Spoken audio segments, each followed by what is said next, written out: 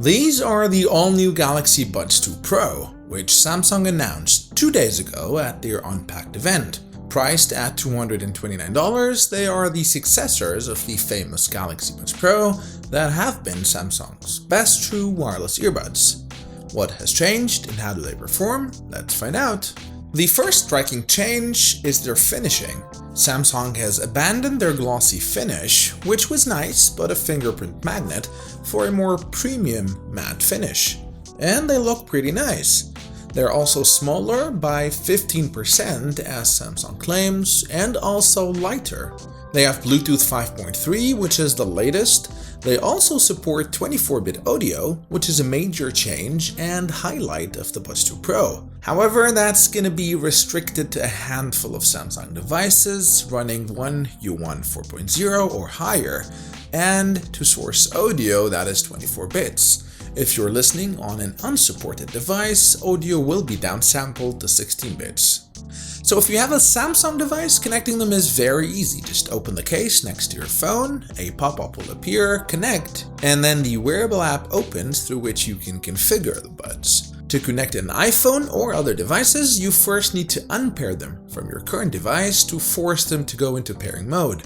If they get stuck, or your phone won't see them, you can force the buds themselves into pairing mode by placing them in the case, and then while they're still in the case, tap and hold on both touch areas of both buds simultaneously until you see a blinking light. Do note that if you are connecting them to an iPhone, while they will work, you lose most of the functionalities, or at least the ability to configure them, as there is no iPhone app. So you're stuck with the default configurations. Small tip, if you have access to a Galaxy phone, for example, you can configure the buds there the way you like them, unpair them, and then pair them with your iPhone. They will retain the settings that you have configured. Speaking of the app, let's look at what options you have there. So let's connect these. There you go, a device has been detected, connecting. And that's it. So here we can see the battery percentage on the earbuds, 81%, on the case it's 20%. We can activate noise well, I need to put them in, but we can activate ANC off for ambient sound. Voice detect, so this is when it activates awareness mode when it detects that you start talking. Touch controls, and here you can customize, tap, double tap, triple tap. And then you can customize what the touch and hold will do. Switch noise controls, voice command, volume down, or Spotify. And then during the call, a double tap would answer or end a call, and touch and hold would decline it. In the earbud settings, you can play with the equalizer. So you got bass boost, soft, dynamic, clear, and treble boost. Put it back to normal. Earbud fit test, where you put the earbuds in to make sure you have the right silicone tip size and the fit is good. Can read notifications out loud. Bixby voice wake up. Use ambient sound during calls. Relieve pressure with ambient sound. So this is kind of like the side tone, I assume. Let's put that on. In-ear detection for calls. Play calls through your earbuds when they're in your ears and through your phone speaker when they're not. Turn this off to play calls through your earbuds even when they're not in your ears. This is interesting. Seamless earbud connection. Quickly switch nearby devices without disconnecting your earbuds or turning on pairing mode. This works with any nearby device that's signed into your Samsung account, even if never paired with your earbuds before, and also with other devices if they're paired with your earbuds previously. Next, stretch reminders. If you hunch over your phone or desk, your head tends to lean forward, which can cause back and neck health issues over time. Oh, that's interesting. Your earbuds can detect your head position and notify you when you've bent your head downwards for 10 minutes. That's nice. And then labs, double tap earbud edge. Interesting. So double tap the edge of the left earbud to turn the volume down, or the edge of the right earbud to turn the volume up. Oh, that's interesting to try. Gaming mode. Minimize audio delay for vivid synchronized gaming sound. To get the best experience, keep your earbuds near your phone. In terms of fit, I generally am a fan of the fit of Samsung Buds, and these are no exception. I love that Samsung chooses to abandon the stem design and opt for a more flush design. These fit perfectly in your ears, are quite comfortable and pretty secure. I almost gave myself a concussion shaking my head, but the Buds wouldn't budge. In terms of control, the Buds are controlled via touch through a combination of taps and tap and hold. As we saw in the app, there is limited flexibility in assigning functions to gestures. In fact, only the tap and hold can be configured to either switch to noise control, voice command, open Spotify, or control volume. The rest of the gestures are fixed: a single tap for play pause, a double tap for next track, a triple tap for previous, and in a call you can double tap to answer or end the call, or touch and hold to decline it. And they work quite well. They are responsive. In my testing, they seem to register the touches almost always. You might get some accidental touches registered, but you can always deactivate touch controls from the Wearables app if you need to. Now, what I reluctantly really like here is the Labs feature, which allows you to double tap the edge of the earbud to increase or decrease volume. This over here, I'm not sure how much you can see, is the edge of the earbud. And I say reluctantly like because it's not that great of an experience, or at least it needs quite some time to get used to it, to locate the edge of the earbud and to make sure you're tapping that and not hitting the center. Also, it increases or decreases volume in very low increments, so to get any real increase or decrease, you need to tap, tap, tap, tap, tap, tap, tap. But I would take a semi-working solution over no solution.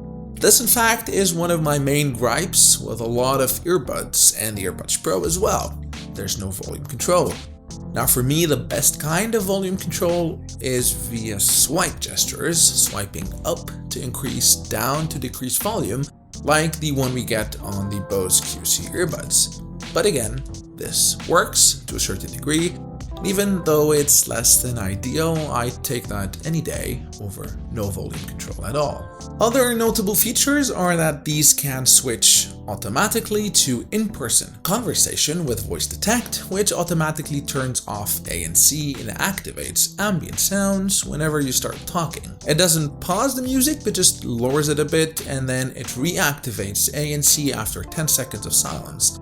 This is pretty neat. In my testing, it worked quite well. It was responsive, only takes a second or two to detect your voice, and only activates on your voice. So if someone else is talking somewhere far away, it will not kick in. Of course, if you're someone who likes to sing along to songs out loud, then you can turn off this feature. Otherwise, it's going to be pretty annoying. So to show you how effective or sensitive voice detect is, I put on the Buds2 Pro and I'll enable voice detect and show you how quickly it detects that I'm speaking and switches to ambient sound. So I will start speaking right now, and as you can see, it takes a second or two to switch to ambient sound. Let's put it back on active noise cancellation and start speaking again to see how quickly it switches to ambient sound. So do it one more time. It's now back on ANC, and it takes about a second or two to switch to ambient sound. The buds are IPX7 water resistant, which in theory means being submerged in 1 meter of fresh water for 30 minutes. In practice, I wouldn't recommend doing that per se, or even swimming with them. In fact, Samsung warns in their fine print, not advised for beach or pool use. If the earbuds are damaged, they are not guaranteed to be water resistant. But the IPX7 rating should give you peace of mind if you're sweating in the gym or jogging in the rain, or even with the occasional drop in water. They also have seamless switching to other Samsung devices, including watches and even TVs, but these have to be the latest 2022 TVs. I currently have a 2021 QLED from Samsung, and sadly, that doesn't work. Battery life. You get up to 5 hours of playtime with ANC, 8 hours with ANC off, and up to 18 hours with the case with ANC on, and up to 29 hours with ANC off. Sound quality. I really like how these buds sound. The sound is quite full, vibrant, and rich, and it's a real pleasure to listen to music on them. They are Dolby Atmos compatible and offer 360 audio, which tries to create an immersive listening experience alongside head tracking, kind of similar to Apple's spatial audio. It has sound by AKG, which is owned by Harman, which is in turn owned by Samsung. I unfortunately wasn't able to test 360 audio, so I cannot comment on how that performs, neither the 24-bit audio, because I do not have a compatible device, unfortunately. ANC. Samsung advertises intelligent ANC, which is better than ever, 40% better according to Samsung, with 3 microphones that eliminate background noises and even wind. In my tests, I found that the ANC was in fact pretty good. The moment I activated it, the sound of the fan and the AC just disappeared. Of course, these cannot rival the kind of noise cancellation you get from over-the-ear headphones like the Sony XM5 or the Bose 700. But for what they are, I think they offer very good ANC. Call quality. Let's see how these perform in our call quality tests. So this is what the Samsung Buds 2 Pro sound like in a quiet environment. I will now turn on a loud hairdryer so you can see how well they cancel out the sound of the hairdryer and how clear my voice will come through. So this is what they sound like with the loud sound of the hairdryer in the background.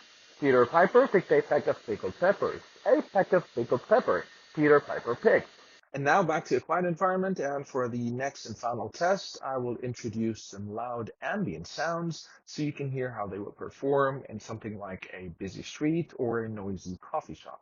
So this is what the Buds 2 Pro sound like with loud simulated background sounds in the background. I'll switch to the camera microphone so you can hear the level of the background sound. Now back to the Buds 2 Pro, and again, this is how they sound like in a loud environment with loud simulated background noise. So in conclusion, do I like these buds? The answer is yes, especially if you're embedded in the Samsung ecosystem. I think these are quite good. They're small, lightweight, comfortable, have great sound quality, capable ANC, and decent call quality. I do not think they're a major upgrade from the previous generation Buds Pro. Slightly smaller, slightly lighter, slightly more comfortable, somewhat better ANC, so it's up to you if that's worth the upgrade or not. But maybe if you have the latest and greatest Samsung phones and TVs, then you can benefit from the 24-bit high-res audio and the seamless switching to your Samsung TV to watch in discretion. Maybe then they are more of a worthy upgrade, but in absolute value, they are great and I do recommend them. Probably not if you are team iPhone, but definitely if you're team Samsung. Let me know in the comment section what you thought, and as always, if you liked the video, please hit the like button and consider subscribing to my channel, as this encourages me to continue producing content. Until next time, cheers.